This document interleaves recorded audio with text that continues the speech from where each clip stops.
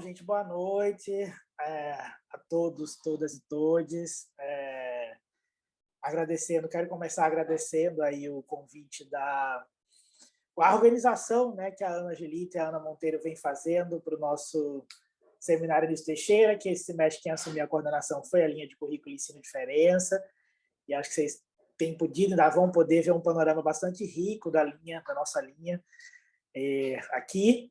E, bom, eu preparei um texto para ser lido, em parte porque ele tem uma dimensão propriamente mais performática e performativa, quer dizer, ele é um texto feito para ser lido em voz alta, até para me organizar melhor com o tempo e tal, e eu vou chegar já nele. E o texto também é acompanhado por um PowerPoint e por um conjunto de músicas que vão entrar ao longo da fala e que eu, talvez, mais do que ilustrar ou representar o que eu vou dizer, esses dois aparatos, né, o visual e o sonoro, talvez devam também ser acompanhados como um outro texto paralelo que acompanha o texto que eu vou ser lido. E eu vou tentar me explicar, na medida do possível, ao longo do texto que eu preparei, até para me organizar melhor com o tempo. E já começo aqui agradecendo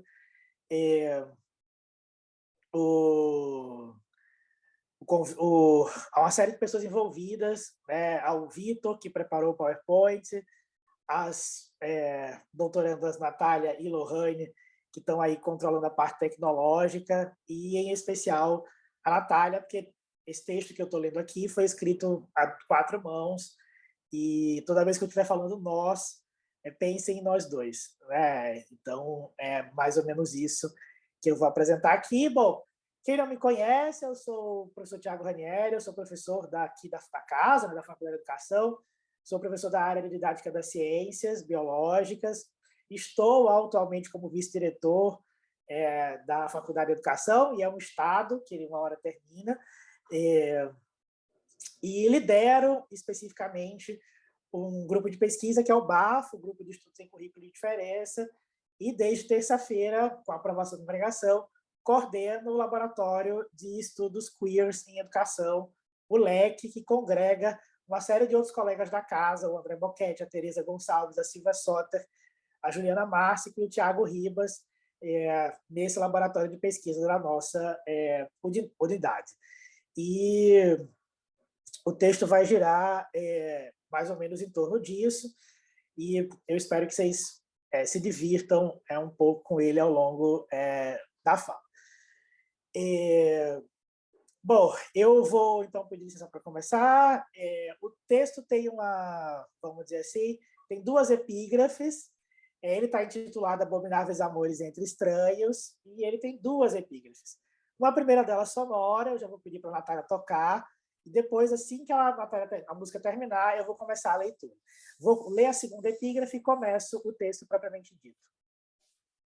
Nath? Tem que abrir seu microfone, amiga, senão a gente não escuta.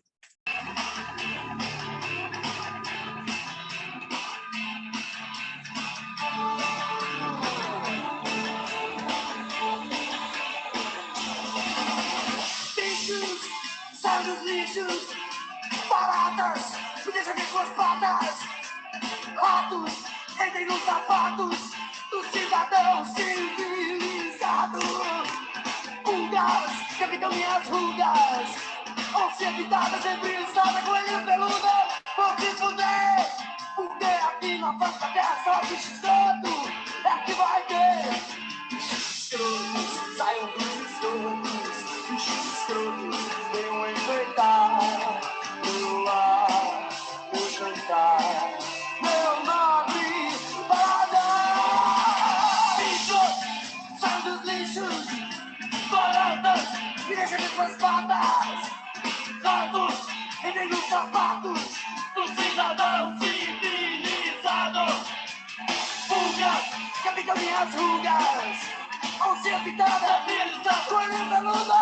Vou se fuder, porque aqui na face da terra só bicho escroto é que vai ter.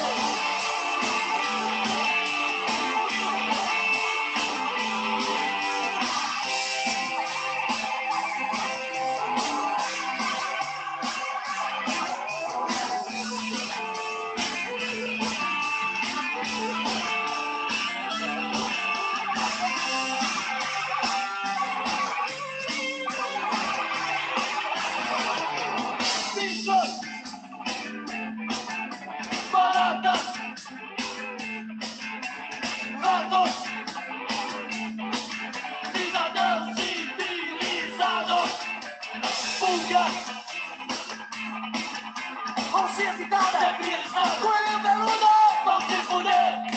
Porque aqui na face da terra só bicho escroto é que vai ter.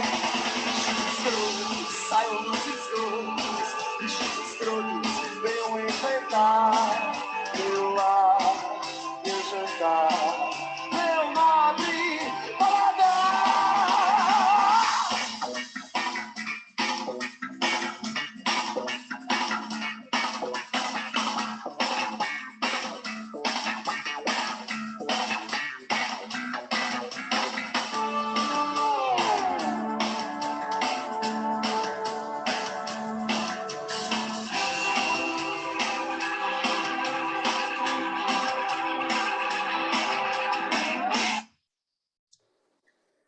Pode passar, Lohane.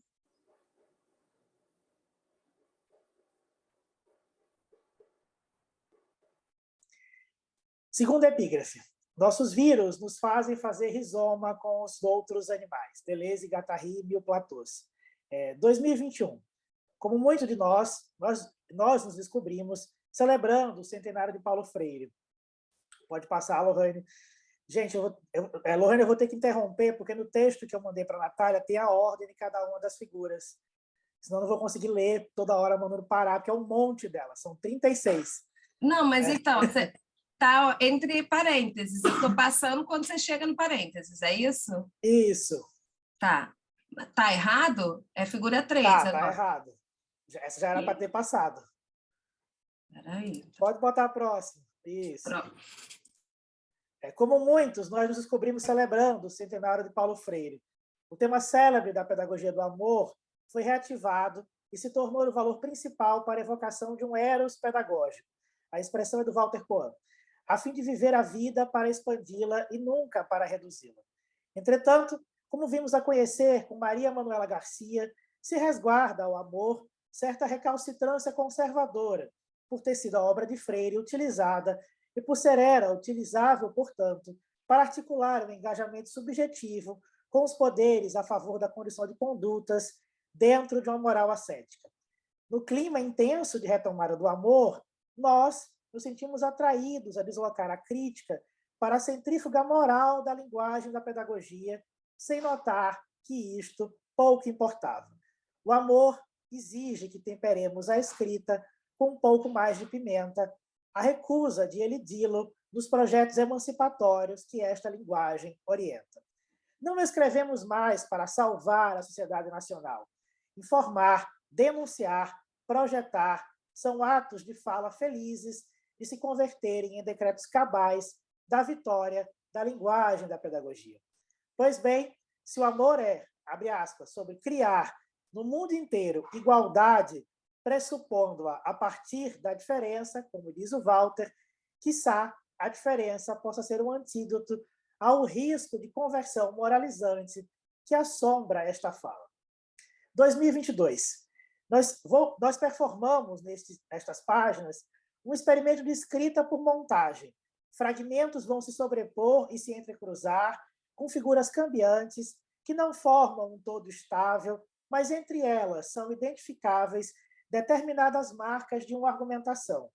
Esta opção é empregada para percorrer o convite de Eben Kirksey à imersão pelo amor queer multiespécie e como reescreve a lógica do sentido da vida nos currículos de modo radicalmente aberta, na qual o rearranjo não é o que controlamos, mas o que tememos.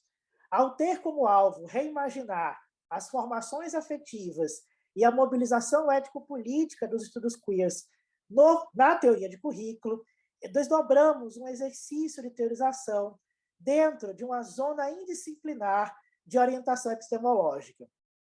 Embora nós vamos nos apoiar em um conjunto de intercessores da literatura, da música, do cinema e de práticas científicas, não se trata de uma análise ou de uma explicação.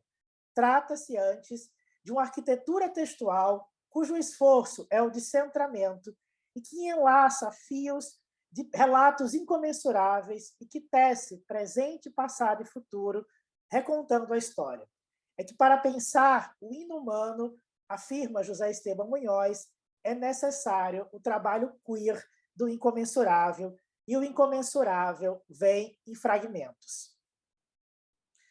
Segue o porquê não conseguimos extirpar a bagunça, e vai não vai, repetições ocorrerão entre as partes. Ao abraçar o incomensurável, este experimento nos fará retroceder a momentos anteriores, avançar para utopias constrangedoras, lado a lado com formas de ser e pertencer que parecem, à primeira vista, completamente banais. Segue daí também porque ideias tais como a de que escrevemos sem certeza de chegada, sem nenhum real compromisso comprobatório com a verdade, e de que flertamos com as fronteiras da ficção, nos fascinam. Caso algum ordenamento tenha que se fazer presente, que recaia sobre imprimir ao ensino de biologia, ao currículo, o trabalho de coordenação e coexistência entre múltiplas histórias emaranhadas. E se adicionarmos amor, cuidado, desejo e mesmo sexo a essas histórias? Quando anunciamos a natureza desta fala, estamos tateando aliar dois ímpetos aparentemente contraditórios: nosso fascínio pelo amor e o de perguntar sobre o lugar ético nos currículos para aqueles que Débora Bird-Rose e Tom Van Dorey nomearam de outros. Fogo desamante, só você, amada amante, faz o mundo de nós dois. Amada amante. Um modo de honrar o amor é acrescentar camadas à questão de, abre aspas, como lidar com os que são desconsiderados, aqueles de quem não gostamos, aqueles que podem ser especificamente visados para a morte. Fecha aspas, a pergunta é da Débora. E aquelas criaturas que, a despeito de toda a gramática profilática imunizante e seu mapa desenhado para guiar o reconhecimento do eu e do outro na dialética da biopolítica ocidental, sequer podemos matar ou extirpar de uma vez por todas. Aquelas que nem podemos ver, que se reproduzem lateralmente, ao redor e por dentro de nós, por todos os lados, e a quem distinções tão alcoviteiras entre vida e morte, vida e não vida, parecem não fazer nenhum sentido. O que acontece às histórias contadas pelos currículos, se tomadas desde o amor para e por entre criaturas que não geram a priori nenhum apelo ético. Estamos nos referindo a uma linhagem de seres alienígenas que constitui o reservatório e a casa de força de todo o imaginário pandêmico, interligando fim de mundo, extinção, cultura midiática e práticas científicas. Sobre a figura do alienígena, Stephen Helmerich comenta, abre aspas, é o signo da incerteza do que o mar pode nos dizer sobre a vida na Terra e o lugar dos humanos neste reino. O autor segue, nem totalmente self, nem totalmente outro, a microbiota é um alienígena cujos propósitos nós não conhecemos. Uma estranha que pode ser amiga ou inimiga, que pode oferecer a inesperada comunhão do parentesco ou a reescrita irreversível da vida, como a conhecemos. E se essa produção inesperada do parentesco e da reescrita da vida já andarem juntas? E se esta indeterminação depender de criaturas que se proliferam em cenários incertos de ecologias emergentes, termo que o próprio Kiersey usa para descrever invasões parasitárias que destruíram comunidades estabelecidas, ao mesmo tempo que abriram novas possibilidades de florescimento.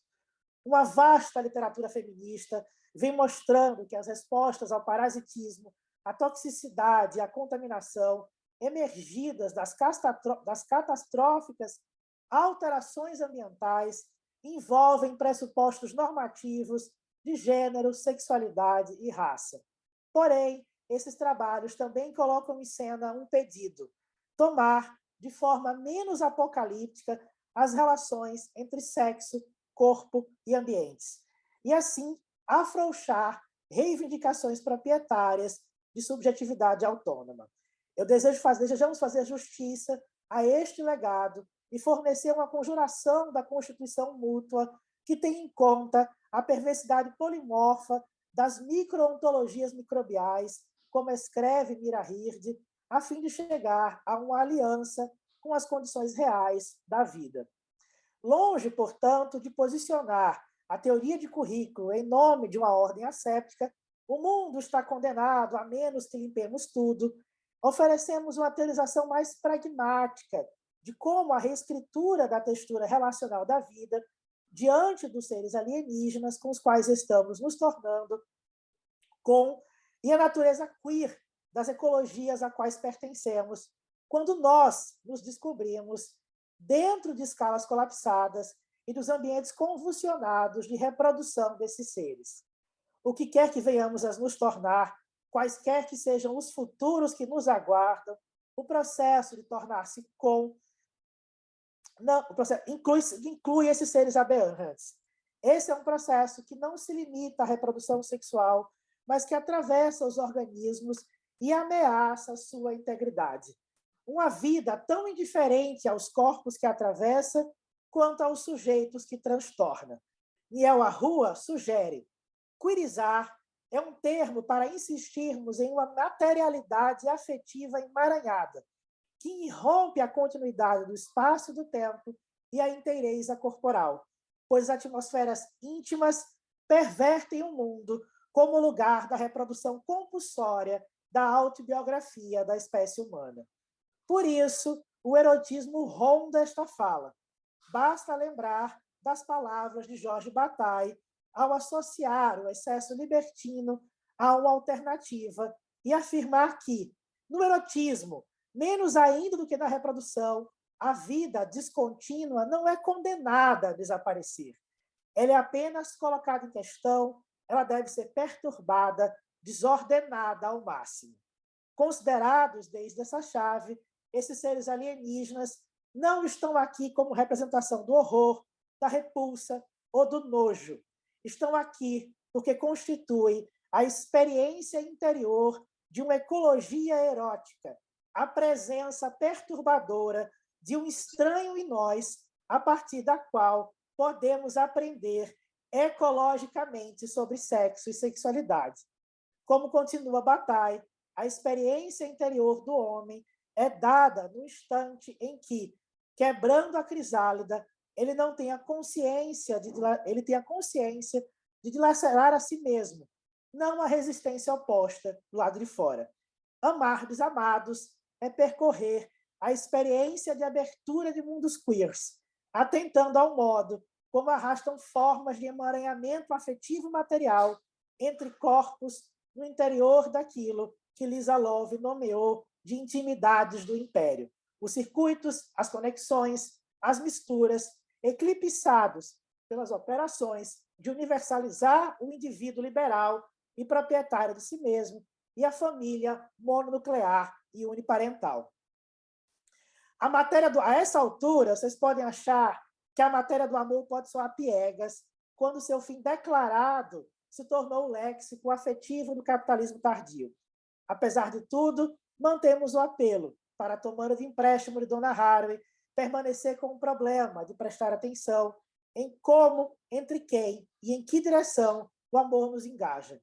Vale, entretanto, frisar: não estamos interessados no amor como uma ação de se conectar entre sujeitos humanos. Estamos interessados no amor como uma força para que possamos viver, uma força de desidentificação que funciona sob o significante vida e que reluz a conexão carnal de múltiplas histórias, nem sempre convergentes, entre seres obrigados a viver juntos e a realizar um acordo incomum de interdependência e cuidado.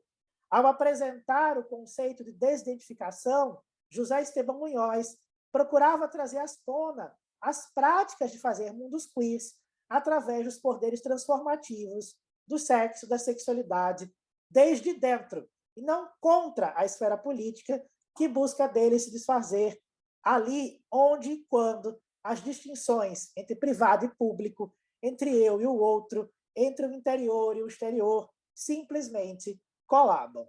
Nesse esfumaçamento, O amor nos permite retomar o espaço ético da natureza, não dominado pelos entendimentos humanistas e higienizados de gênero, sexualidade e educação, e ativa o potencial queer de criação de modos de vida.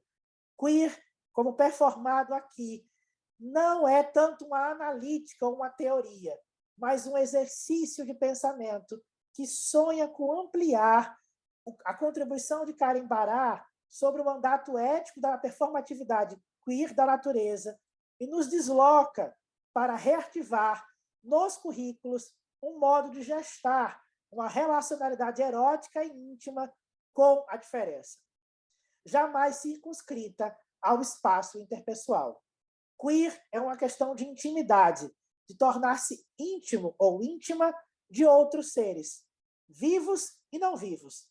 E muito embora Donna Haraway insista que para imaginar os mundos em que venhamos a viver, dependemos de práticas pedagógicas e performances cosmológicas para fazer parentes, carece especular o sentido de pedagógico e como pode desarranjar aquilo que a nossa colega Márcia Serra Ferreira caracterizou como retórica modernizadora dos currículos. Note-se, o nome desta fala situa uma parte do nosso argumento com a obra autobiográfica de Marguerite Duras, O Amante. Quando, aos 70 anos de idade, na década de 1980, a escritora ficciona as memórias de 15 anos, nós somos levados às margens mais íntimas do Império Colonial da França, no território que hoje é o Vietnã, através da história de iniciação sexual de uma jovem francesa nascida em Saigon, com um velho e rico comerciante chinês, obcecado por seu amor por ela. Na decadência moral e física da família, após a morte do pai, as histórias da jovem figuram o amante como índice da perversa lógica das relações entre família, patriarcado, racismo, colonialismo e capitalismo, que expropriam violentamente terras, os pântanos inférteis que a mãe investe todo o dinheiro da família para logo perdê-lo, e como as transfiguram subjetivamente. O irmão mais velho, cruel e vil, viciando-se em drogas, a mãe enlouquecendo, o amedrontado e frágil irmão mais novo. Porém, isto não é tudo. Vejo a guerra com as mesmas cores com que vejo minha infância. Confundo o tempo da guerra com o reinado do meu irmão mais velho. Sem dúvida, porque foi durante a guerra que meu irmão mais novo morreu. Como já disse, o coração cedeu, desistiu. O irmão mais velho, acho que não vi nenhuma vez durante a guerra. Nesse tempo, já não me importava saber se estava vivo ou morto. Eu vejo a guerra exatamente como ele era, espalhando-se por toda parte, penetrando em tudo, roubando, aprisionando, estando em tudo, misturada, confundindo-se com tudo, presente no corpo, no pensamento, na vigília, no sono, o tempo todo, às voltas, com a paixão embriagante de ocupar o território adorável do corpo da criança, do corpo do mais fraco, dos povos vencidos. Isso porque o mal está lá, às portas, contra a pele. Voltemos ao pequeno apartamento. Somos amantes, não podemos parar de amar. O amante mobiliza o excesso dessas relações. Os dois sempre cedem à atração física, embora interditada, até a derradeira partida. Em pós-fácil a obra, Leila Perrone Poisés nota como um delicado deslizamento de tempos verbais embaralha presente, passado e futuro. O tempo da memória do amante é o tempo do presente e lembra como a ética do emaranhamento multiespécie envolve possibilidades e obrigações para refigurar os efeitos materiais do passado e do futuro. Embora seja difícil reivindicar preocupações ecológicas na obra de Duras, nós podemos relê-la de forma produtiva, como abrindo espaço de entrada para o que Matthew Crowley identificou como uma das questões éticas centrais do nosso tempo. Como podemos amar em tempos de transformação ecológica radical?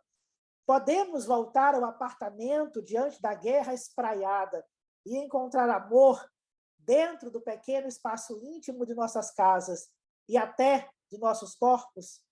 Antes que a experiência da Covid-19 transfigurasse lares, Sarah Hamden sinalizou para como a casa é o espaço onde nós nos deslocamos. Ao seguir a experiência de imigração de mulheres, ela criticou a ideia espetacular do nomadismo, segundo a qual o sujeito imigrante seria inerentemente transgressor, e argumentou ser por meio de um estranhamento incomum do sentir-se em casa que a possibilidade de comunidades imigrantes passa a ser vivida. Peng Xia ofereceu uma crítica ainda mais radical a essa linha de pensamento, afirmando que o foco na experiência da imigração e a valorização do hibridismo cultural dizem mais, abre aspas, do sucesso da cultura como um projeto utópico e dependem de uma concepção antropocêntrica de natureza, como uma totalidade em harmonia e de acordo com interesses normativos humanos. Dito de outra forma, a natureza do antropos é estar livre da natureza. Fecha aspas. Essa posição não apenas infla o domínio da cultura, mas também, argumenta o autor, ignora a vulnerabilidade corporal e a transformabilidade da matéria. Entre ambas as críticas, nós somos impelidos a suspender o conceito de humano dependente de incursões iluministas e a insistência de tomá-lo por alteridades duais que, ao proclamar diferenças internas e externas à humanidade, só reforça essa categoria. Estamos antes do terreno de exposição ao que produz estranheza, não porque torna o inumano ou o estranho familiar, mas porque mantém uma convivência com o infamiliar.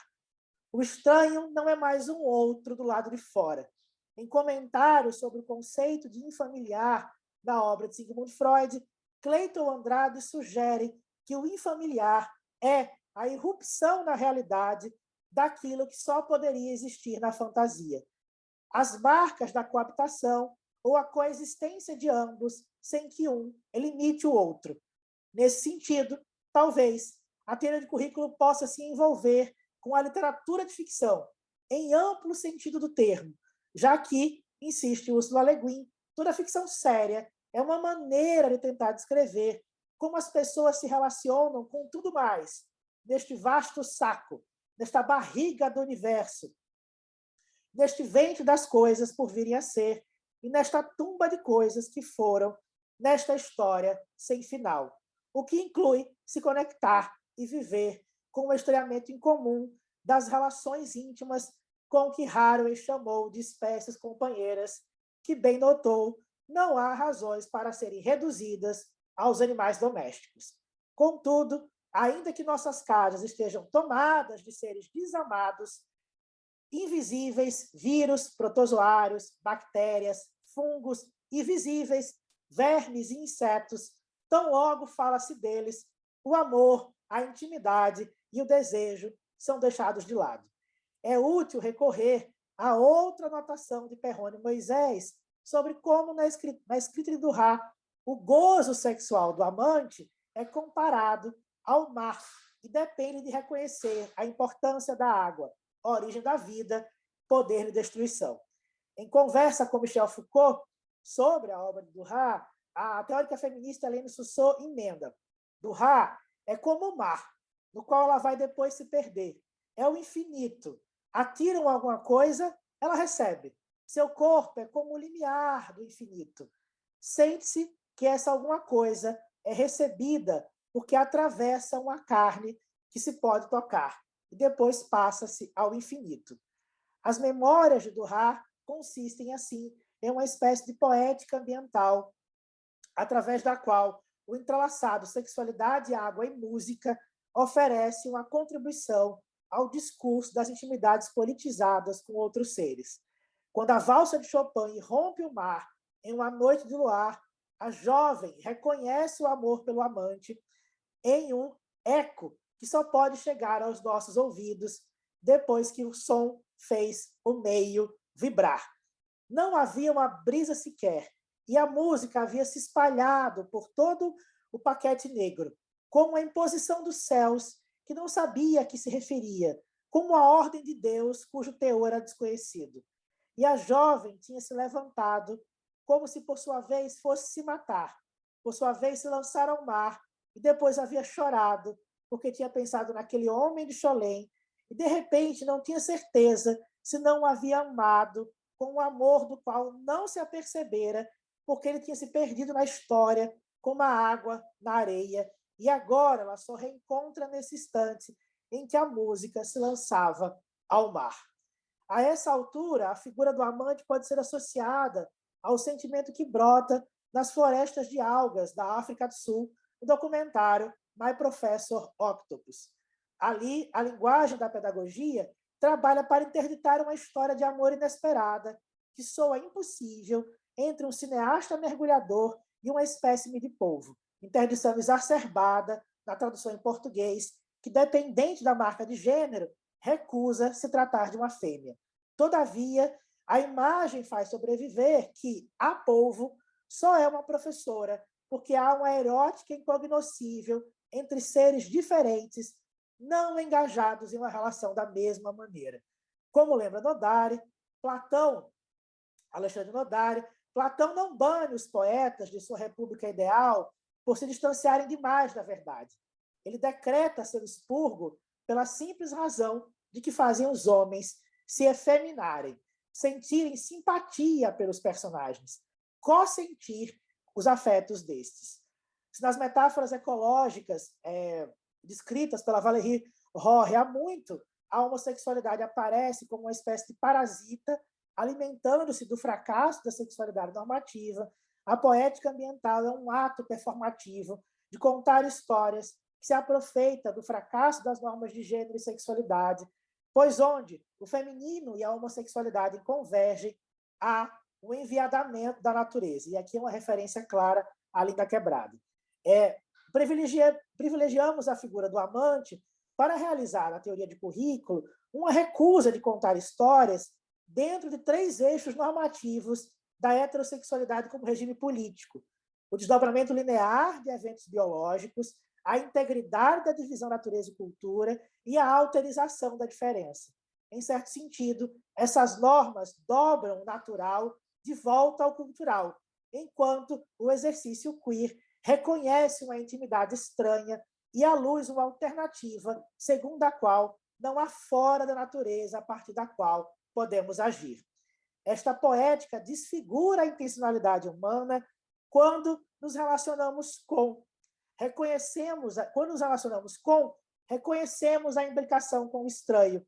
O ambiente não está localizado em algum lugar lá fora, mas está sempre tão próximo quanto a própria pele. Mas ainda envolve o risco de engajar-se com aquilo que Anna Sprinkler e Betty Stephens nomearam de posição ecossexual.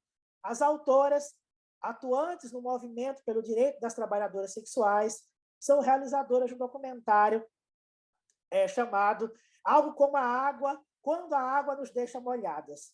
Em ambos, apelam à terra como uma amante e nos permitem tramar uma erótica coreografia íntima com os mundos alienígenas, filhos monstruosos do antropoceno, a fim de confrontar a devastação ecológica em curso. No conto Filhos de Sangue, cujo título pode ser traduzido também em português como Os Hospedeiros, a escritora de ficção científica Octavia Butler apresenta uma colônia isolada de terráqueos fugidos para um mundo habitado fora do sistema solar. Diante da demora na chegada de reforços, os terráqueos se viram obrigados a estabelecerem um acordo e a pensar o que poderiam oferecer em troca de um espaço vivível. O lugar encontrado é uma comunidade de seres alienígenas como larvas de insetos, os tiliques, e seu assentamento só é possível quando ambas as espécies desistem da guerra e formam uma aliança. Os terráqueos passam a ter permissão para estabelecer casas, gerenciar negócios e uma reserva guardada por funcionários tiliques. Como aluguel para essas acomodações seguras, necessitam realizar uma concessão. Cada família terráquea deve permitir que uma fêmea tilique adote uma criança, geralmente um menino, para participar do processo de reprodução. Os tilique, que estavam em vias de extinção, descobriram nos corpos terráqueos uma chance para a continuidade da espécie. em troca de proteção e cuidado, os homens são destinados a se tornarem hospedeiros dos ovos Tilique. Em ensaio sobre a obra de Octavia Butler, Jennifer Allison afirmou que suas histórias que suas heroínas são independentes, teimosas, difíceis e insistentes, e evitam a todo custo a paz e a solidão, forjando conexões íntimas para efetuar mudanças políticas. A relação de Tigoi, a fêmea alienígena, com o menino Gun, centro da ação do conto, radicaliza esta perspectiva.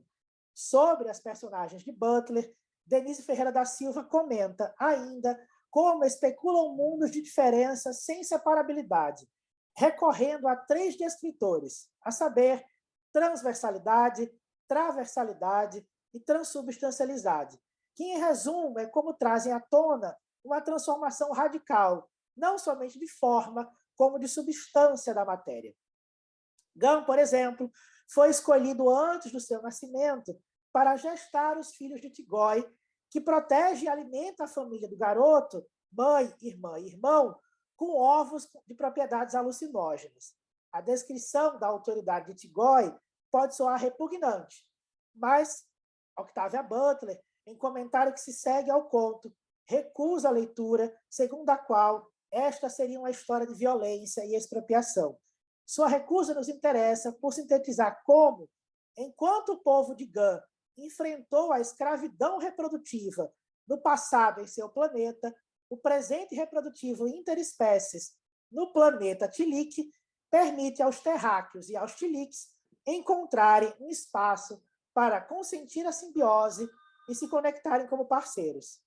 Esta é uma concessão que se dá através da vulnerabilidade corporal, da gestação visceral da estranheza, uma vez que terráqueos e alienígenas dependem um dos corpos dos outros para continuarem a viver. Tomar, contudo, esta relação de amor e cuidado como interdependência ecológica depende de considerar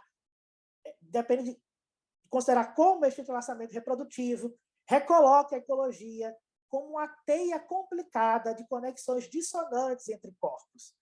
E se chegamos à teoria da simbiose, da simbiogênese, ao menos como formulada por Margulis e Sagan, é porque, como Tigoi e Gun, junto dos mundos microbianos, nós estamos diante de uma forma diferente de enfrentar sexo, reprodução e ecologia, sem temer que se formem alianças, que se tracem linhas de força imprevistas. Para Hird, o argumento central das teorias da simbiogênese é que a reprodução heterossexual chegou tarde ao cenário evolutivo, como efeito de várias fusões simbiogenéticas, e logo o tipo de sexo praticado por alguns animais, inclusive humanos, é resultado do fracasso dos organismos em trocar DNA por outros meios. A reprodução heterossexual nada mais é que efeito de circunstâncias contingentes e não a evidência de maior complexidade, revelando uma temporalidade que nos ultrapassa e nos precede. A certa altura, um homem terráqueo, Bran, Lomas, chega à casa da família Gun, perto da morte, envenenado por lavas Tilique, vivendo dentro dele. Lomas precisa da sua Tilique para remover os filhotes do seu abdômen e aliviar a dor excruciante com a picada de sua cauda. Porém, como não foi encontrada, Tigoi corta o corpo de Lomas para retirar as lavas. Ao auxiliar do parto, o menino Gun se reconhece pela primeira vez como um corpo penetrável. Ainda que tenha sido instruído a vida inteira por sua mãe terráquea sobre seu papel na reprodução dos Tilique, Gun se vê despreparado diante do nascimento mal feito. Enquanto observa as lágrimas ensanguentadas escorrendo pela carne de Lomas, Gun questiona seu papel e percebe que, ainda que ele e Tigoi tenham um vínculo íntimo, ele compartilha algo comum com Lomas, a vulnerabilidade corporal. A própria Octavia insiste que esta é sua versão para uma história de homens engravidando. Talvez, como sugere Hortensia Spiller, esta seja a chance do menino Gun se envolver com a herança da mãe, como uma resposta às forças violentas que ele e sua família sofreram, tanto em seu planeta natal, quanto nos primeiros anos do planeta Tilique. Esta conexão perturba laços de parentesco, porque intervém na estrutura patriarcal da família, que governa relações éticas e de desejo, e expõe circunstâncias nas quais terráqueos e alienígenas se tornam íntimos. Por isso, os homens terráqueos se juntam aos seres toxicamente sexuados, nos quais o sexo é um processo continuamente modulado por substâncias químicas disruptivas endócrinas em respostas a alterações ambientais, expondo uma vulnerabilidade compartilhada. Em todo caso, ambos se encontram na negação do poder associado ao falo em reger o passado e o presente, reivindicando monstruosidade. O amor entre Tigói e Gun reivindica uma efervescente dança monstruosa de relações carnais, de interdependência ecológica mútua entre e com estranhos alienígenas. Neste terreno de vulnerabilidade corporal, a cabeça da família mononuclear é cortada, não apenas porque a percepção da penetrabilidade é dolorosa, mas também porque é degenerificante, nem por isso menos erótica. Ainda assim, eu me despi e me deitei ao lado dela. Eu sabia o que fazer, o que esperar. Eu tinha se destruído a minha vida inteira. Eu sentia a ferroada familiar, narcótica, ligeiramente agradável. Então, a sondagem cega do seu ovo opositor. A penetração foi indolor, cômoda, penetrando com tanta facilidade. Ela ondulava lentamente encostada em mim. Os músculos delas forçavam o ovo a sair do seu corpo para dentro do meu. Ela soltou um grito de dor abafado e eu esperei ser engaiolado entre seus membros. Como não fui, me agarrei a ela outra vez, sentindo-me estranhamente envergonhado. Esta entrega interrompe o corpo como propriedade individual de um sujeito fechado em si mesmo e nos lembra que qualquer que sejam as noções de autonomia e livre-arbítrio a que possamos aspirar, nós somos vulneráveis uns aos outros. Não estamos afirmando nada que outra Butler já não tenha indicado em um mundo ensimesmado pela defesa agonizante do self como fortaleza diante da guerra e de onde insurgem criaturas vistas como inimigos a serem exterminados. Contudo, a conexão apaixonada entre o menino e a alienígena interroga as narrativas de sexo reprodutivo e abre espaços para histórias transversais em que o estranho não é empurrado para a zona de abjeção, coabita-se com ele. Se a ética da não-violência do Smith Butler implica diluir fronteiras individuais do corpo, a simbiose reprodutiva supõe uma intimidade corporal, onde o estranho é uma força erótica de deslocamento habitável, do lado de dentro, nem self, nem outro, no qual a diferença é o potencial emergente de uma teia mútua e múltipla de relações entre diferentes corpos e ambientes. Se a diferença de Derrida se aproveita do duplo sentido latino de diferir, adiar e espaçar, nessas intimidades estranhas, diferir é alterar-se pela incorporação do outro, que, como mostrou Lynn Margulis e Dorian Sager, é o que faz da simbiose a propulsão da vida. O amor entre o menino Gun e a alienígena Tigói oferece uma figuração visceral de como intimidades estranhas caracterizam ecologias da devastação, não apenas articulando formas de agência queer de criaturas não ou mais que humanas, mas também demonstrando como a relacionalidade da vida é mais queer do que pensamos. Na insistência de Bennett, à medida em que o humano e a coisidade se sobrepõem, nós também somos inumanos. Desta vulnerabilidade deriva-se uma ressonância erótica, uma experiência de abertura, que é outro nome para uma poética ambiental, emergida da fricção entre corpos estranhos e irrigada pela aparente perversidade de investimento no infamiliar. O ato corporal de Gun, hospedar os ovos da alienígena, o gesto de deixá-la penetrá-lo, é a condição para chegar, enfim, à posição de enviesado. De alguma forma, as linhas diagonais podem traçar no tecido social, as quais permitem fazer aparecerem virtualidades. O laço erótico transcorpóreo instaura linhas de cooperação e compartilhamento. E o estranho inumano torna-se a condição para seguir vivendo. O amor interespécies não é um obstáculo insuperável. É um encontro sem fusão ou sem integração, sem pressupor homogeneização, mas que se refere ao encontro de heterogêneos, que se tornam outros enquanto continuam a ser os mesmos. Através dele, seres diferentes se conectam, mas essa conexão é também o ligar de sua divergência, o seu tornar-se com o que eles não são, sem tornar-se o que eles não são. O entrelaçamento corporal da reprodução sugere que o objetivo dos terráqueos de alcançar igualdade requer a promoção de um amor queer, uma intimidade estranha, tão dolorosa quanto habilitadora, um certo erotismo, efetuando um despojamento das temporalidades espetaculares de crise e transcendência. Isso envolve contar deste emaranhamento amoroso interespécie em cenários de devastação, extinções de espécies, mas também obliterações silenciosas de seres que poderiam ter existido, de histórias que poderiam ter sido, de histórias que ainda estão por vir e de histórias que ainda não acabaram. Como vocês perceberam, o título é uma combinação bastante herética. Uma parte dele foi extraída de um comentário da Octavia Butler sobre o próprio conto, ao afirmar que, em primeiro plano, essa é uma história de amor entre dois seres muito diferentes.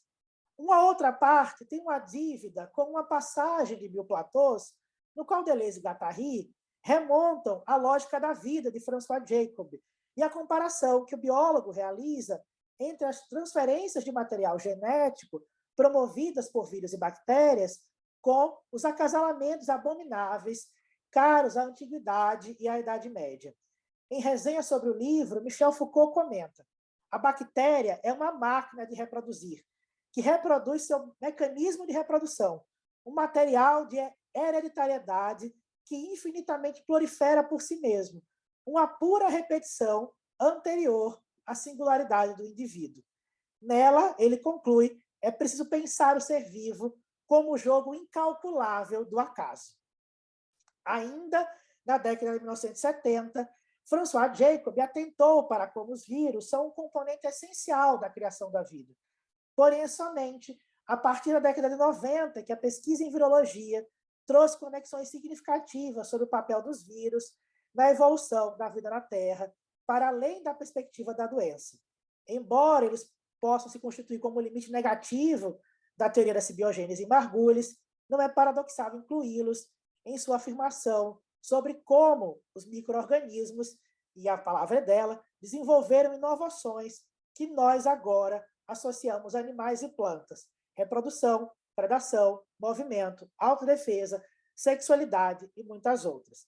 Em revisão desta literatura, Carlos Villarreal sugere que os vírus subvertem a ideia de que a vida multicelular possa existir sem eles e afirma que a introdução de um outro viral é central para a evolução da vida. Antes da célula, existiam os vírus. Paul Zimmer nota ainda que esta ideia de que os genes de um hospedeiro poderiam ter vindo dos vírus é quase filosófica em sua estranheza. Somos viralmente constituídos. Nós escolhemos ainda uma outra epígrafe tomada da música Bichos Escrotos do Titãs. Toda esta fala foi motivada por uma pergunta dela derivada.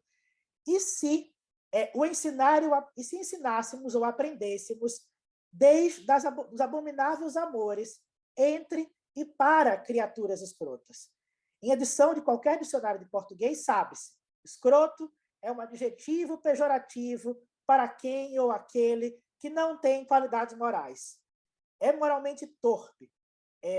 Escroto também é um substantivo para nomear em anatomia humana o saco músculo cutâneo em que estão contidos os testículos e o epidímio. Polivalência das criaturas escrotas. É no interior da figura do homem, assim com H maiúsculo, em toda a sua extensão jurídica, política e econômica, nas suas partes baixas, que lhe afloram uma série de criaturas escrotas, a ponto de só serem reconhecidas no interior de uma legião de alienígenas morais que encontram múltiplas possibilidades de proliferação nas condições orgânicas e inorgânicas geradas nos cenários de despossessão ecológica. Nessas paisagens, nós nos deparamos com circunstâncias exorbitantes, uma aberração em relação ao curso esperado, e a usual invisibilidade delas é catapultada para a superfície do discurso. Em virtude disso, eu não estou fechando os olhos para os efeitos desigualmente distribuídos de nossa economia de domesticação generalizada, onde o racial, o colonial e o ecológico se encontram. Mas esta posição pode ser insuficiente se tomarmos essas criaturas escrotas e os mundos pelas quais nos arrastam sempre e apenas sob a ótica do encontro com o poder. Já que o racismo e a exploração ambiental estão articulados, Ghassan Reis demonstra como nossas narrativas distópicas estão tomadas por um medo racialmente branco, na qual animais e outros entes inumanos tomariam subitamente o poder. A contrapelo, a propagação alucinante de micro-organismos evidencia o colapso de mundos puros e compusca a batida tecla das histórias de tragédias que se abatem sobre o antropos.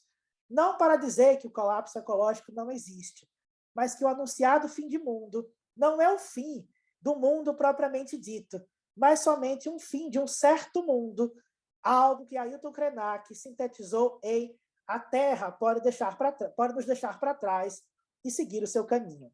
O convite para criaturas escrotas participarem do jantar, ou quando elas nos dão o que jantar, nos leva à provocação de Denise Ferreira da Silva de liberar nossa imaginação e dar boas-vindas ao fim de mundo como nós o conhecemos. Resguardadas as distâncias, essas criaturas compartilham daquilo que Patrícia Hill Collins nomeou de estrangeiridade dentro. Collins apelou para a posição de mulheres negras, como a posição de mulheres negras proporcionava um ponto de vista diferente quanto à subjetividade, à família e à sociedade, incitando para que abraçassem essa posição, sem pestanejar. Said Abral argumenta ainda que ser categorizada como inumana é uma posição privilegiada para mulheres negras. Quando não atendidas pela categoria homem, humano, nós podemos nos desprender de nosso investimento em pensar em pertencer a tais categorias e, ao invés disso, nos maravilharmos com os modos potenciais de existir como entidades biológicas que tal exclusão abre. As proliferações das criaturas escrotas em paisagens arruinadas esgarçam os fios de uma diferença que não está do outro lado e fazem sentir uma estranha diferença dentro, que corrompe o corpo, comunidade e traz à tona mundos queers em suas histórias de intimidade ilimitada.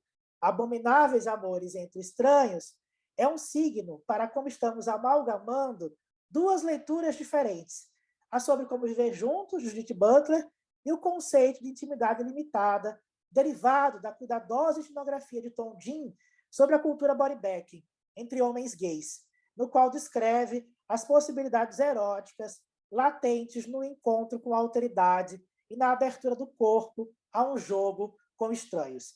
Esse jogo erótico poético com estranhos bem poderia ser incluído nas respostas às impossibilidades de se escolher com quem se vai viver e nas obrigações de cuidar da vida do outro, porque dele dependemos para existir. O que significa que a própria ética requer certa desorientação do discurso. Para Butler, essa interrupção é uma abertura ao não familiar, uma dispossessão do solo e até mesmo um desejo de ceder ao que não se pode conhecer de imediato dentro dos campos epistemológicos conhecidos.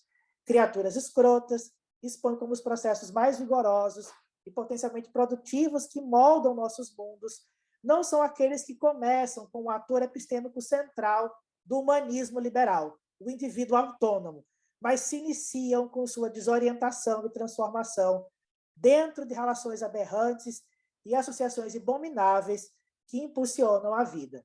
A estranha sexualidade dos micro-organismos, como diz a Margulis, é uma economia queer, tão estranha quanto a ficção científica, por quebrar o primado biontológico do nascer, crescer, viver e morrer, e sua temporalidade sexual e reprodutiva e linear. Margulis e Sagan arrematam, entregando seu sexo não reprodutor. Elas, as bactérias, disseminaram genes úteis por todo o planeta, criando condições para a vida eucarionte por meio de uma espécie de transmissão cultural genética. Para os autores, o sexo procarioto, com suas histórias violentas de tempo geologicamente emaranhado, transmissão cósmica e alteração ontológica, foi a condição para a emergência de outras formas de vida, tratando-se não somente de uma desordem que emerge e toma a sua forma pavorosa nas sombras lançadas pelo próprio projeto que deseja e exige ordem em primeiro lugar. Ao alterar a escala para os sistemas biogeoquímicos e fluxos genéticos, as criaturas escrotas colocam a contaminação e o parasitismo como uma produção integrante das paisagens simbióticas de interdependência ecológica. Mas ainda, como excedem até a categoria vida, em vez de figurarem como uma relação mortal que as mina, nos permite especular as interconexões que formam um eixo planetário de informações bioquímicas, uma escritura erótica da Terra que nos leva para longe da operação de aniquilação da civilização, mas para a criação evolucionária. A criação é a força caótica da natureza, o impredicável, e fala de ecologias de corporificação muito mais instáveis do que as narrativas de multiplicidade do gênero, da sexualidade, do desejo que os séculos 20 e 21 nos fizeram crer.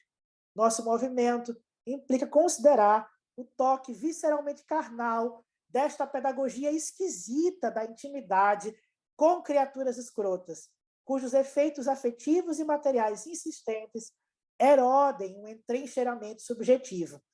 Aludir ao abominável amor entre estranhos pode ressoar uma teoria de currículo que seja mais sobre performar a poética ambiental de um viver com perturbado, respondendo aos efeitos dessa implicação mútua em mundos devastados, abraçando a monstruosidade que lhe habita, sem recorrer à abjeção e produzindo relações íntimas com o que nos provoca repulsa, sem apelar ao medo, mas mantendo a precaução e assim fazer aparecer um certo efeito misto de beleza e terror.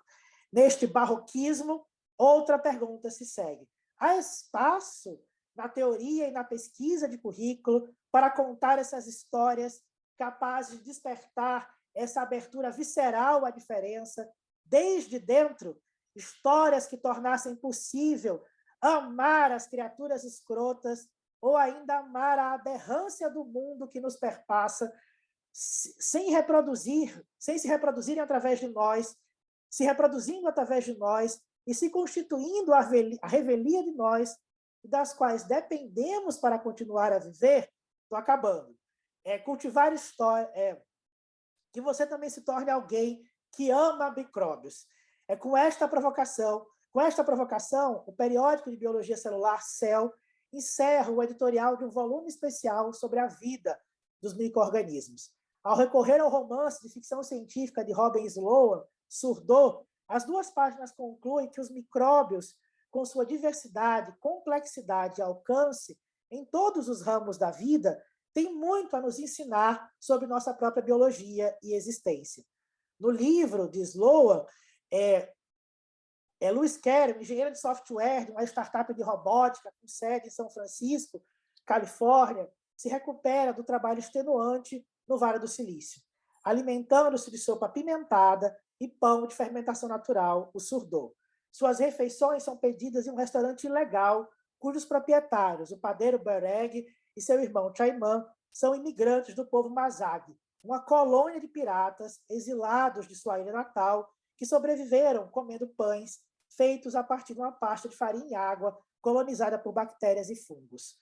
Quando os irmãos são obrigados a deixar o país por problemas com o visto, Boreg pede a Lui que cuide do fermento para alimentá-lo e nutri-lo, e, embora aceite a tarefa, ela não tem a mínima ideia de como realizá-lo.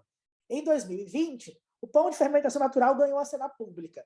Notícias de jornais falavam em pandemia, a febre de ocupar-se com a panificação caseira. Como fazer pão esteve naquele ano entre os 10 temas mais pesquisados do Google e o primeiro entre as receitas culinárias. A Associação Brasileira de Indústria do Trigo chegou a lançar uma nota oficial sobre como não havia risco de falta do produto no mercado brasileiro, embora a desarticulação das ações entre o governo federal, estadual e municipal pudesse prejudicar a distribuição para algumas regiões do país. Porém, Surdô é mais do que uma história sobre as aventuras de uma programadora de robótica aprendendo a fazer pães para nutrir o corpo e a mente. Não demora muito para Lui perceber como o novo objetivo é diferente. Não se trata mais de resolver um problema e mover-se mais rápido para o próximo, mais atraente, mas resolver o mesmo problema constantemente. Assim, o problema continuava, assim, o problema era talvez o ponto. As palavras dela no livro. Surdô faz o próprio exercício de permanecer com o problema e traçar as conexões material e afetivas entre corpos em diferentes escalas, ambientes e temporalidades. Não é coincidência que Boereg se refira ao fermento como cultura, no sentido biológico, uma coleção de células que devem ser cultivadas para prosperar. É preciso cuidar delas, tornar-se alguém capaz de amá-las. As incursões subsequentes de Lui ressaltam como o compartilhamento de histórias é necessário para o florescimento deste amor. Ela e Boereg trocam inúmeros e-mails, enquanto o fermento abre uma encarnada troca inebriante. É apenas uma história, diz Boereg em um dos seus últimos e-mails para Lui. A outra, Lui aprende com essas criaturas invisíveis, as bactérias fermentadoras, que, nota Dorian Sager, mostram a versatilidade da vida e insinuam a persistência de alguns seres invisíveis em uma biosfera que inicialmente encontrava pouco ou nenhum oxigênio para viver. Em certo momento, Lui é convidada a vender pães, os pães que passou a fabricar em um mercado clandestino, no qual se realiza todo tipo de experimentos selvagens com comida, com a comida, a chamada Feira da Medula.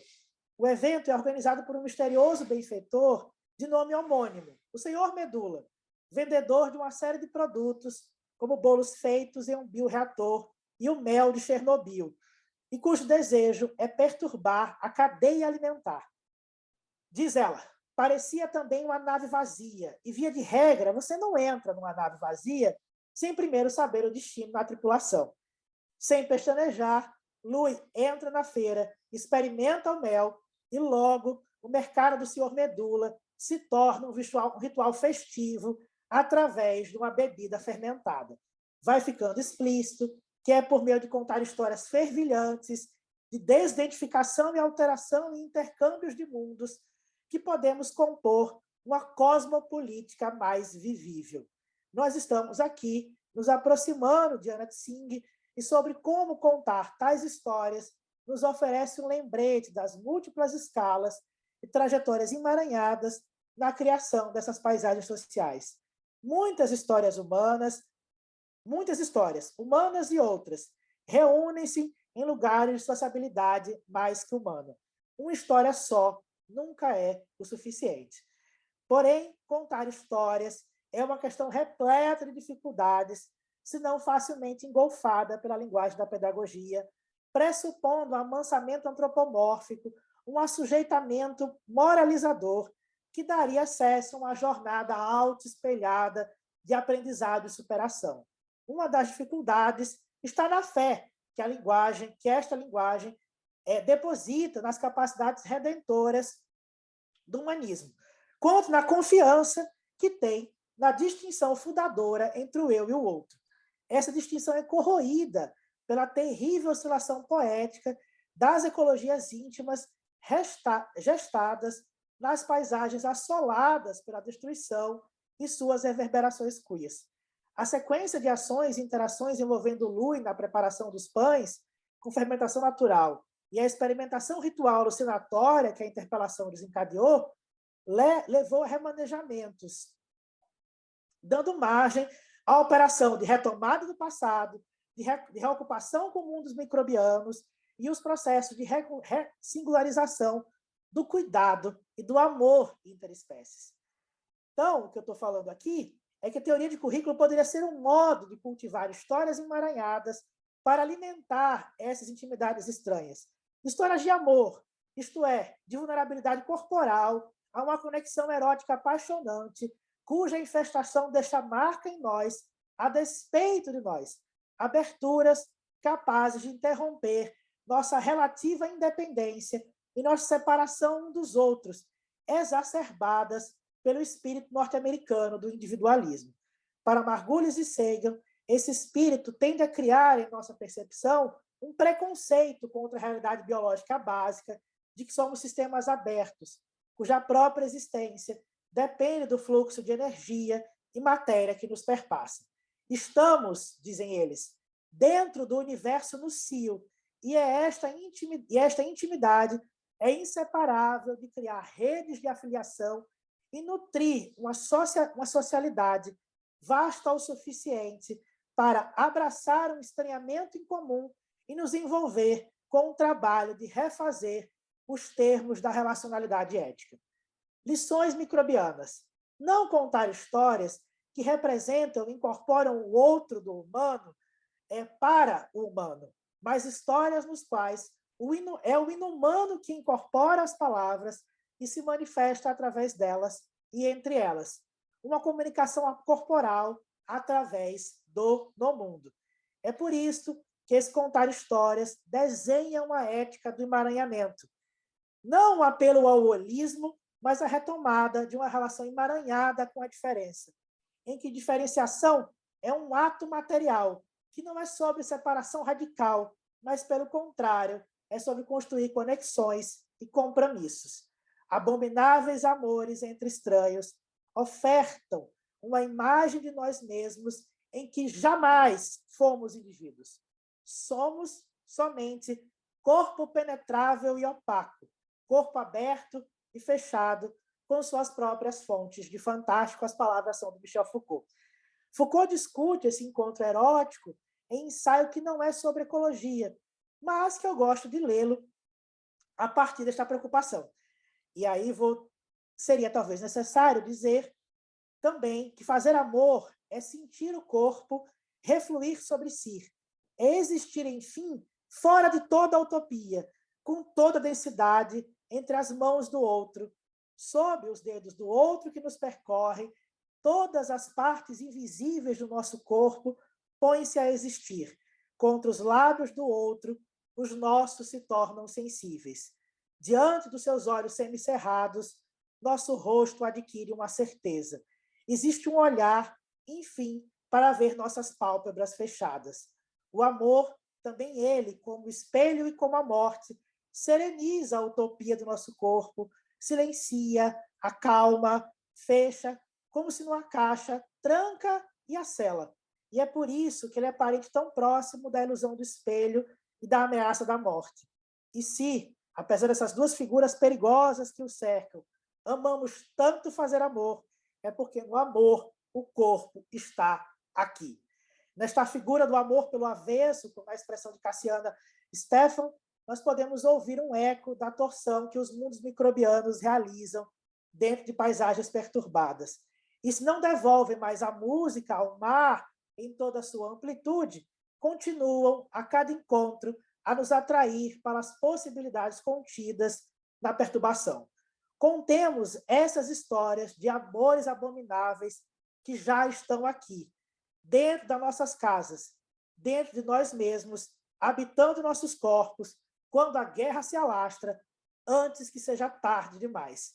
A natureza é, agora, o cenário da mais estranha das intimidades, algo que uma velha canção sertaneja já havia nos ensinado.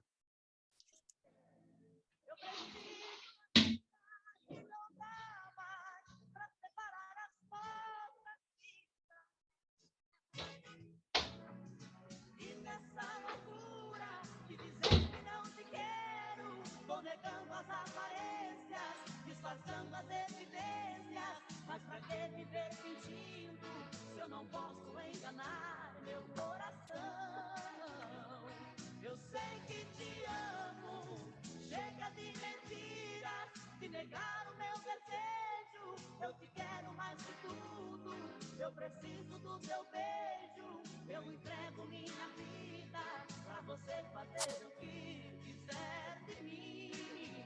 Só quero ouvir você dizer que sim, diz que é verdade, que tem saudade, e ainda você pensa muito em mim. E é isso, gente. Obrigado pela paciência de me escutarem. Eu passei semanas escrevendo esse texto e é isso, vamos conversar.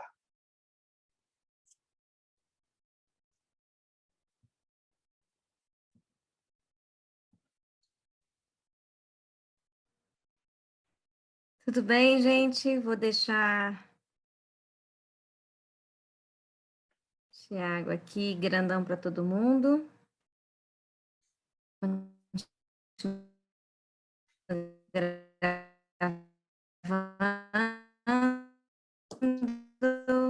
Por gentileza. Ana, acho que tá Thiago ficou travando. mutado? Não, acho que você travou, Ana. Mas Ah, eu agora acho que travei? voltou. É. Então, fique à vontade, gente. Eu acho que tem pouco tempo para esse texto que você demorou semanas para a gente discutir. A gente pode ter semanas para discutir esse texto? Eu tenho adotado, às vezes, a política da Maria Bethânia. Eu aprendi com a Lohane, a política da Maria Bethânia. Você fala e vai embora. Tá bom. E termina com evidências, né? Muito bom isso, né? Você faz todo o pós-humano para terminar com evidências. Então, fique à vontade, gente. Alguém disse que meu cérebro explodiu, disse a Dandara. Natália Inácio de Souza, muito bom. Eu botei emoji de coraçõezinhos. Mais alguém vai falar? A professora Ana está aqui, Margarida. Gostaria de fazer um comentário. Eu tenho que dizer que Thiago é genial e eu vou ter que levar alguns dias para digerir tudo isso, ouvir de novo. Né? Eu confesso que tive horas que eu... mas não, né? Eu não tenho o que dizer, eu estou aqui. Estou aqui pensando. Mas me lembrei, Thiago, quando você explicou para a gente logo no início da pandemia, que a gente, assim, todo mundo atordoado, e você explicando para a gente que era o vírus. Né? E aí eu fiz essa conexão lá atrás, né? Esse ser incompleto, né? E caramba, você construiu aí um texto incrível, incrível mesmo. E se me permite, não sei se a gente pode fazer essa coisa dialogada, assim, interrompendo outra. Sim, claro. Porque sabe que às vezes você tocou numa coisa que incomoda muito, talvez o campo educacional, é disputar a discussão do amor. Né? Óbvio, né? Você vai mexendo nesses cachos para fazer exatamente isso, porque o amor... né? Eu acho que o campo educacional abandonou um pouco o amor, e fica aquela coisa assim, o amor fica relegado a um campo muito de uma educação missionária, de uma educação, né? Relegada à professorinha, então criou um estereótipo em torno do amor, ou o amor ficou cooptado por uma direitona, assim. E aí você desloca o amor para uma outra coisa, né? Aí você traz a monstruosidade, aí você vai trazer o pós-humano. Também tem outra coisa, você pode me dizer, e isso eu queria entender um pouco, assim, talvez os meninos do BAFO também possam falar. Por que a gente demora tanto a ler teorias queer da educação no Brasil?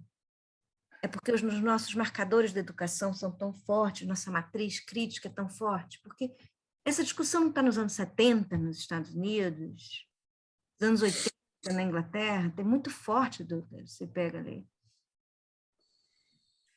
Vou pontuar duas coisas aqui, te ouvindo a Ana Monteiro, quer dizer, se eu pudesse brincar um pouco, era um pouco a ideia era mesmo retomar o amor, uma das coisas que o texto queria fazer, mas sem apelar a virar autoajuda ou essa coisa meio missionária, né? De forma que percebesse que o amor tem também uma dimensão queer, né? Essa dimensão e propriamente erótica na experiência de amar. E aí a provocação também era perguntar se nós somos capazes de amar aqueles que nós dizemos que não são dignos de amor. Esse conjunto de criaturas que nós empurramos como dignas de desaparecerem, mas sem as quais não há vida na Terra. Então, para mostrar um pouco como nossa gramática do amor só quer amar quem a gente reconhece no espelho, né? Ela, tanto quanto narcisista, vamos dizer assim. E essa era uma das questões. Então, o que eu queria pensar um pouco e tal. E isso era sobre essa discussão em relação à entrada dos estudos queer no Brasil. Eu queria pensar pensar em dois efeitos assim.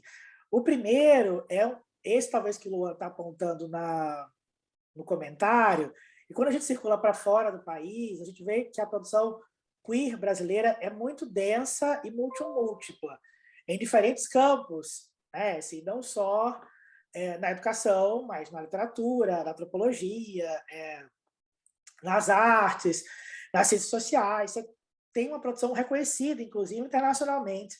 O Brasil é reconhecido como um polo de produção teórica queer. A reverberação disso no campo da educação é que me parece que é uma questão que tem a ver, para mim, com o que eu brinquei usando essa expressão de linguagem da pedagogia. O modo como a gente tem uma certa tendência a moralizar, quer dizer, as coisas só entram na medida em que podem reforçar ou atualizar os termos em torno dos quais a gente fala sobre o que é educação, currículo, escola, formação, ou seja, a coisa tem que entrar, mas deixando do lado de fora toda a sua dimensão mais provocadora ou mesmo radical, né? Então, isso para mim que talvez e que aparece em diferentes países simultaneamente, né? Assim, como eu trabalho muito com colegas norte-americanos, quem trabalha com teoria queer no campo do currículo norte-americano é também uma minoria, né? Porque o grosso do campo deles é a discussão de habilidades, a avaliação em larga escala, quando você vai nos encontros, nos eventos e tal.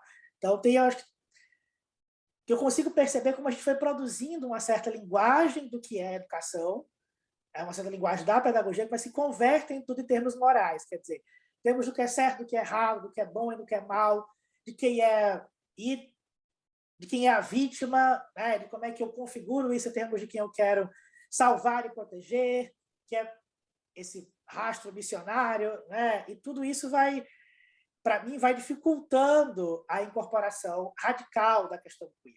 Isso é uma das coisas.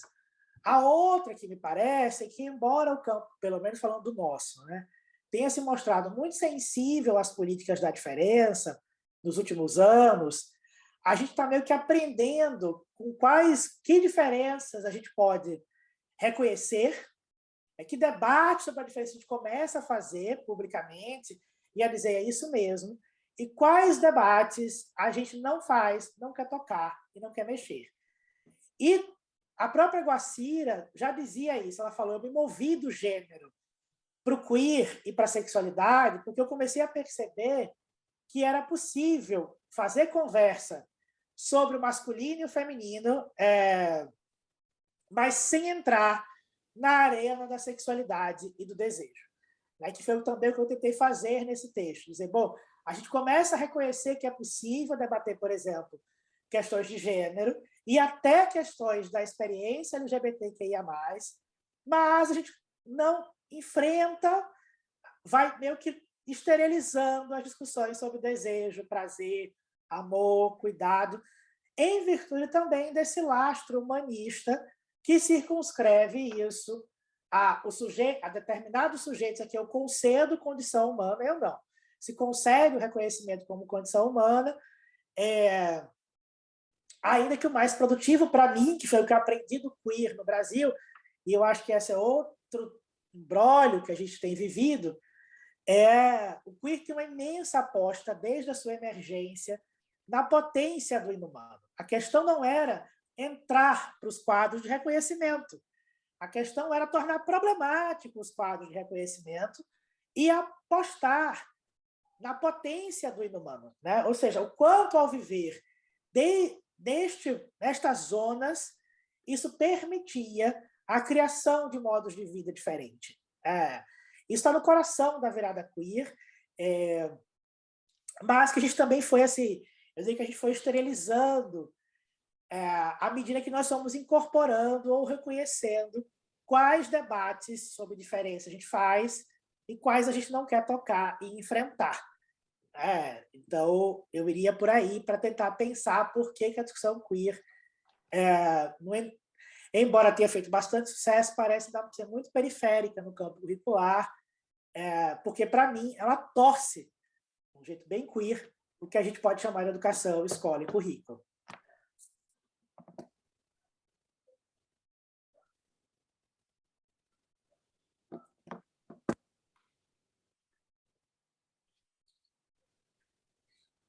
E aí... Luan, deixa eu ver aqui, comentários do chat, quer falar? Luana, Dandara, pode falar? Pessoal que está aqui no chat, eu tô com a internet muito ruim, vou fechar a câmera, tá?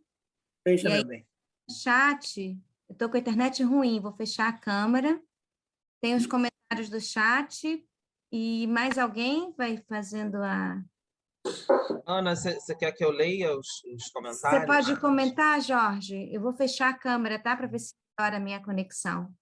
Eu vou ler. O Arnaldo Carvalho colocou um comentário aqui, né? Estou com dificuldade de fazer uma pergunta, mas eu queria comentar que sairei com a certeza de que quem mais precisa ouvir o Thiago definitivamente não só não está aqui, como deve odiar o ambiente acadêmico, e esse tipo de texto, discussão, etc.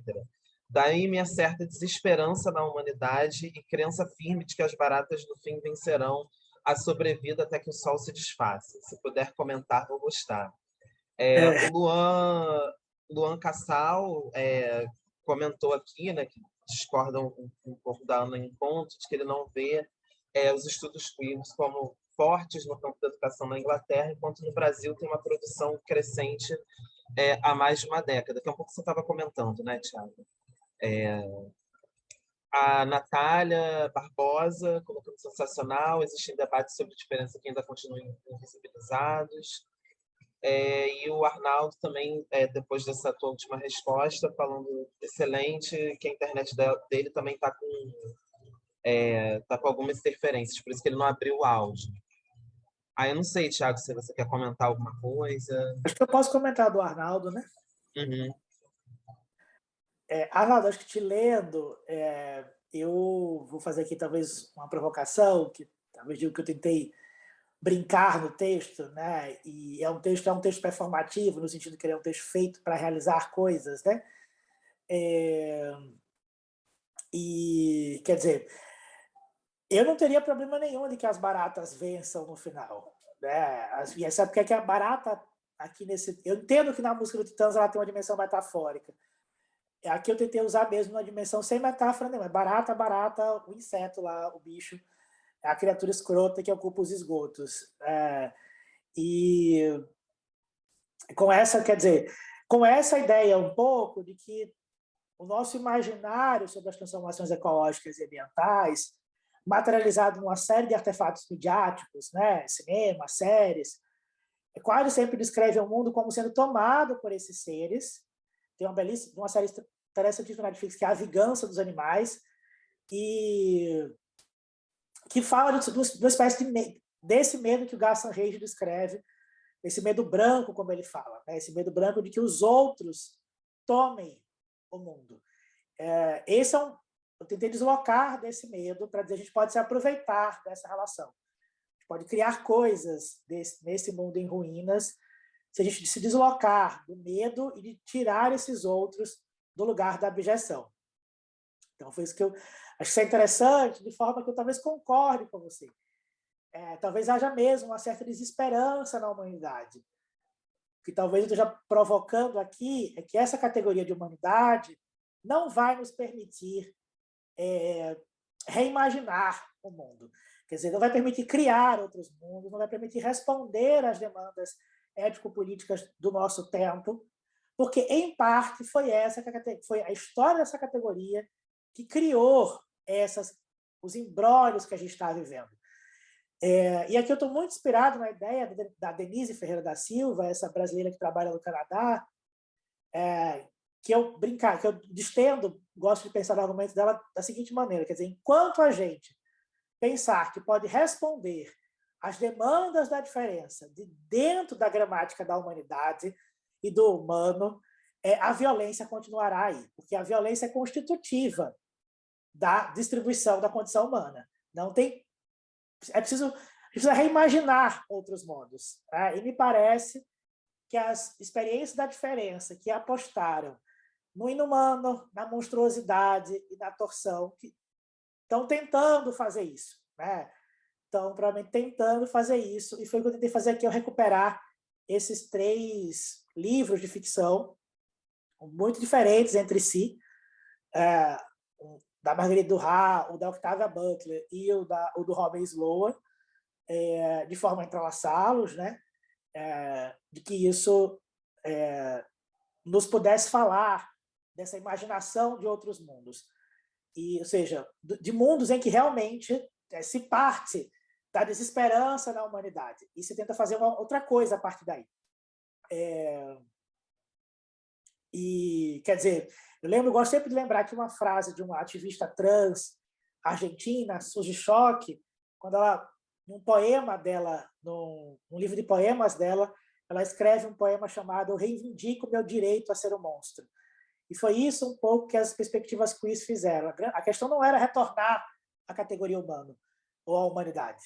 A questão era exatamente reivindicar existir desde este lugar do outro, do humano. E isso é um pouquinho diferente mesmo da gente olhar e tal. De forma que talvez eu pudesse pegar uma outra questão do seu comentário, que eu acho que é interessante comentar, e foi por isso que eu optei por não fazer nenhuma introdução à fala, ir direto para o texto. Tem um certo, vamos dizer assim, um certo método de construir esse texto aqui por trás, que é isso que a gente vem chamando no grupo de experimento de pensamento ou de experimentos de montagem, quer dizer, esse exercício de embaralhar ou emaranhar coisas aparentemente muito díspares e ver que tipo de reação se provoca quando se junta essas coisas. Quase que como uma espécie de... Natália está aqui, de experimento químico mesmo, né? Mas assumindo que o análogo ao laboratório experimental das ciências experimentais, que tem experimentação, ou aos trabalhos de campo, da ecologia, por exemplo, o nosso lugar de experimentação é o texto. Né? Para mim, nas humanidades, o laboratório de experimentação é o texto. É aquilo que mistura diferentes elementos. Ou seja, isso é um dos princípios que está em torno dessa ideia desse texto, que é um texto que não comunica, vamos dizer assim, que não explica, mas que está ali tentando experimentar. E é o que eu tenho chamado, falar a gente, porque isso é compartilhado com o grupo todo, é uma criação coletiva, de experimento de pensamento, ou uma certa ideia de experimentar mesmo, no sentido bem de misturar coisas e ver o que vai dar quando elas são juntadas, com um certo de apelo ao exercício imaginativo. Isso é que eu também acho que vale a pena comentar da fala do Arnaldo, porque desloca a ideia do próprio fazer da pesquisa, né? Do próprio modo como a gente faz pesquisa, ou como a gente pensa o que é o processo de pesquisa em currículo, muito mais centrado nessa experimentação ensaística. E é isso. Quer dizer, se eu pudesse comentar de forma que a gente pudesse deslocar, e essa para mim era a questão desse texto, essas narrativas distópicas que imaginam um mundo sem nós, desde de materiais, vamos dizer assim, que circulam nos nossos ambientes. Vamos brincar assim.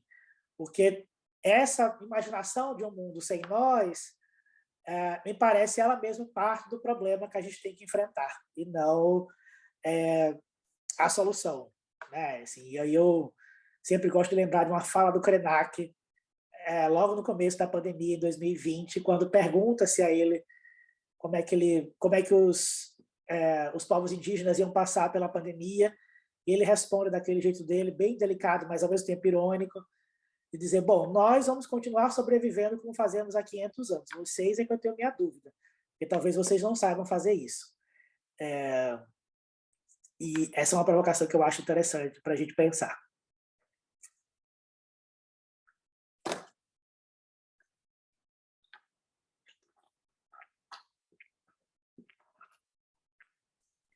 Gente, mais algumas questões?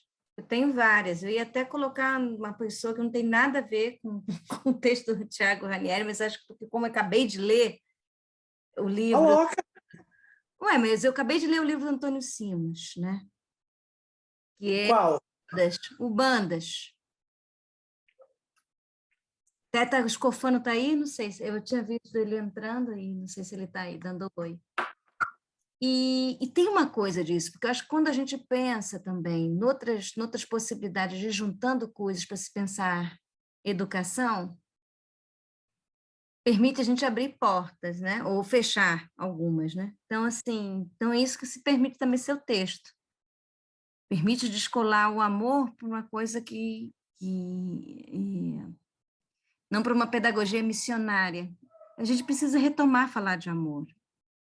E também falar de uma questão da monstruosidade, colocar no outro patamar, como você propôs. É muito difícil trazer o discurso mais humano. É como brinca o Jorge aqui no chat, os insetos já venceram. Os bichos escrotos já ganharam, são as formas de vida mais abundantes na Terra. Nós somos a exceção. A gente que se arrogou no direito de que éramos o centro do mundo.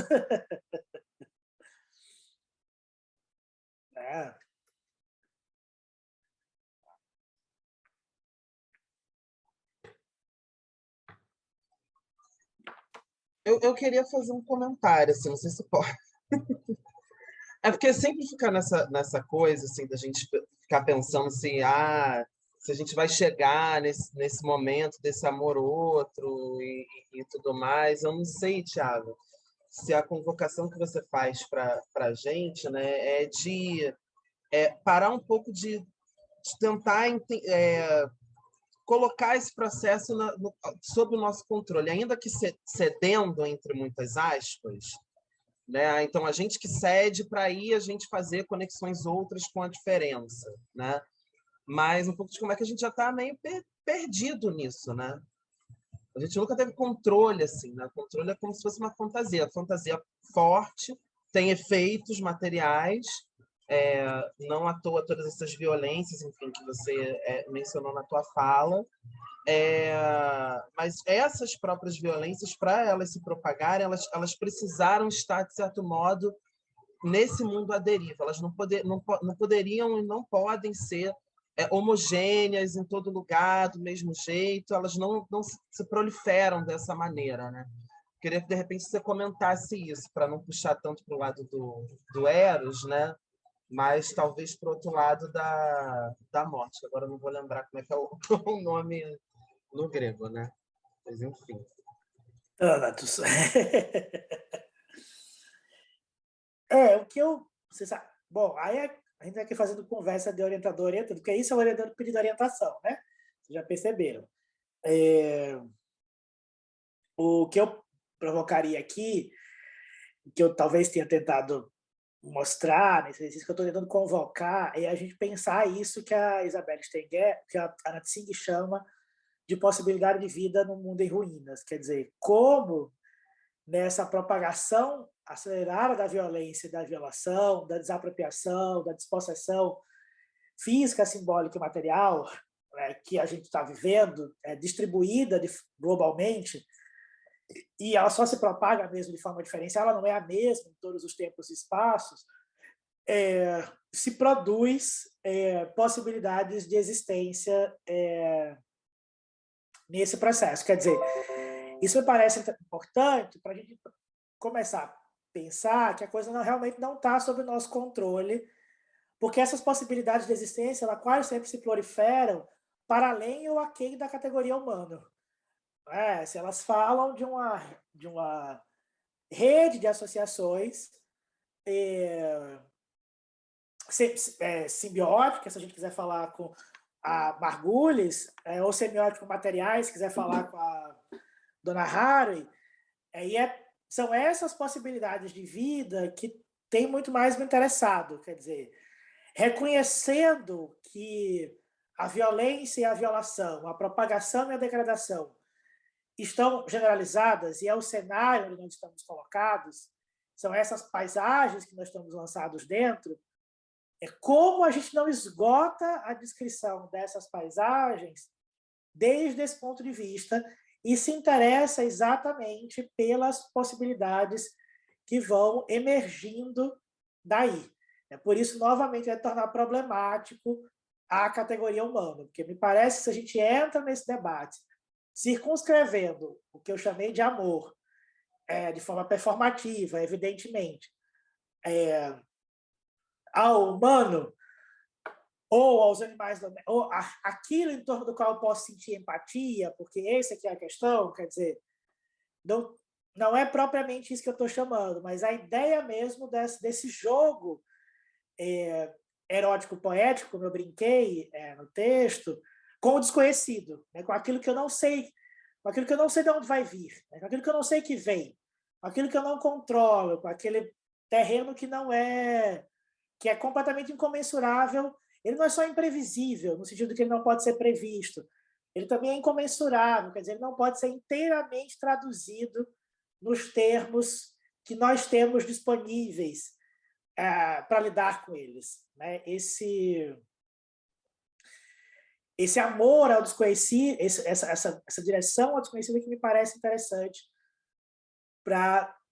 dessa relação amor-desconhecido para manter a ideia do fato de que assim, se o controle funciona de um modo descontrolado, que é um pouco isso que você está dizendo, se a violência e a violação lançam o tempo todo dispositivos diferentes e diferenciais que se propagam de forma muito distinta, não vai ser respondendo de forma de controle que a gente vai conseguir lidar com isso. Me parece que é muito mais como que a gente encontra possibilidades de vida nesse mundo em ruínas. Ou seja, para o debate da diferença, é algo que eu chamaria de como é que a gente fala das experiências de dor, violência e violação sem se calcificar nessa experiência de dor, violência e violação. Ou seja, sem se encapsular dentro dela.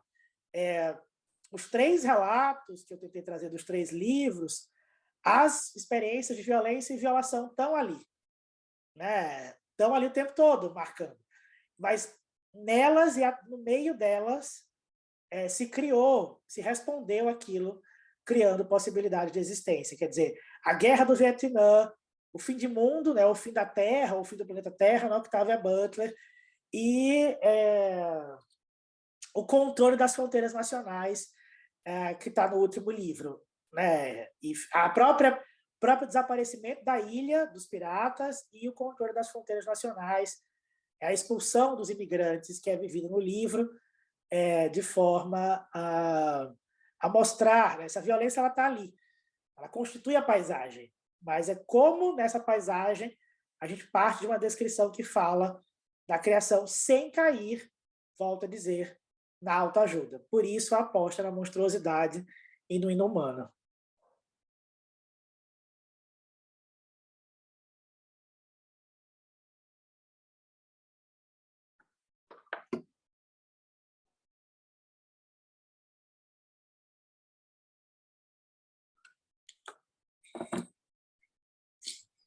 Tudo bem, gente? Estou aqui quietinha. Estamos todos aqui, pensando.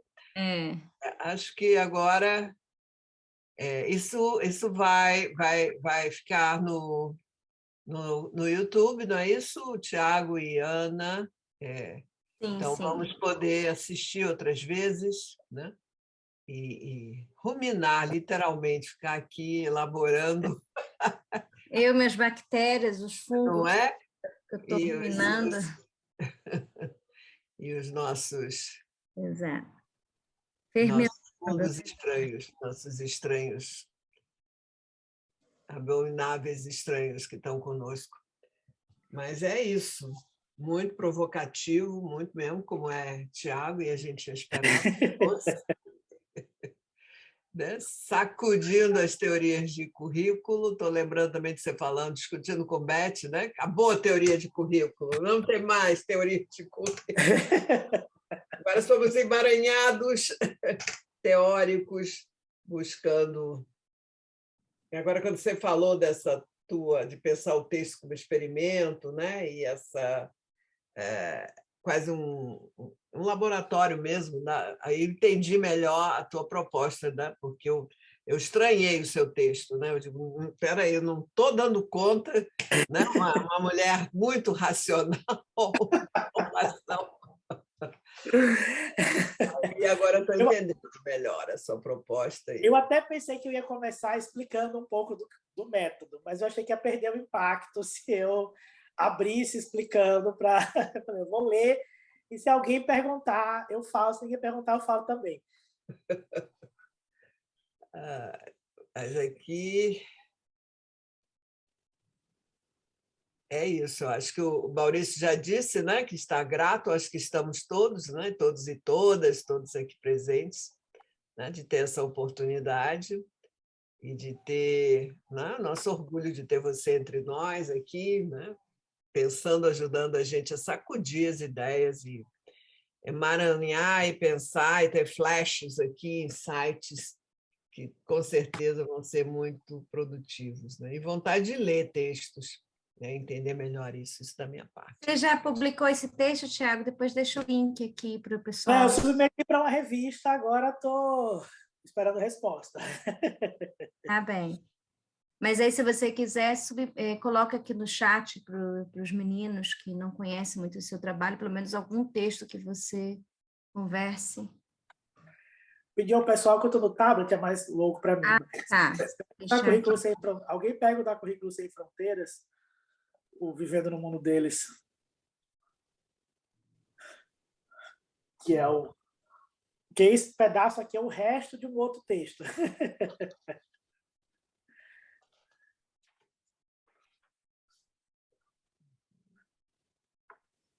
Perfeito, gente. São 7h30. Deixar o Tiago, o pessoal do BAF do LEC, fazer a conclusão. Obrigada, Jorge. Natália. Gratidão, Tiago, por compartilhar suas provocações. Saudade das partilhas e nossas aulas. Durante o mestrado, beijo grande. Mais alguém gostaria de fazer? Gratíssima, Arnaldo. Alguém gostaria de fazer mais alguma intervenção? Pessoal, então, Tiago, faz então seu fechamento com o pessoal do BAF. Pode ser, professora? Claro. T3. Bom, só tenho a agradecer mesmo, agradecer primeiro a vocês duas pela organização do seminário esse semestre todo. A gente já está aí na reta final, né? Já fazer a divulgação para os próximos que vão ter, o do homenagem. A Ana vai falar melhor no final do que eu, porque eu sei que ainda tem mais 3 ou 4. Então, as Anas vão falar melhor do que eu. Mas já fica aí o convite. Agradecer mesmo, em especial o apoio do grupo, porque esse é um tipo de apresentação que demanda uma certa equipe técnica para segurar, né, a música, montar os slides, passar os slides. Então, todos os orientandos que se viram aí de suporte tiveram junto para fazer isso funcionar, que é o que eu tenho chamado de palestra performance, né? Assim, ela tem essa dimensão propriamente performática dela. E é isso, só agradecer a vocês, dizer que a gente se encontra nos corredores da faculdade, a gente se bate, e que no segundo semestre a gente celebra os 50 anos do PPGE. Então, que vem muita coisa por aí. Eu sei porque eu estou na comissão, então já estou assim, fazendo divulgação adiantada do que a gente está planejando. Tá? É isso. Meu muito obrigado, gente. Obrigada a todas, todos e todes.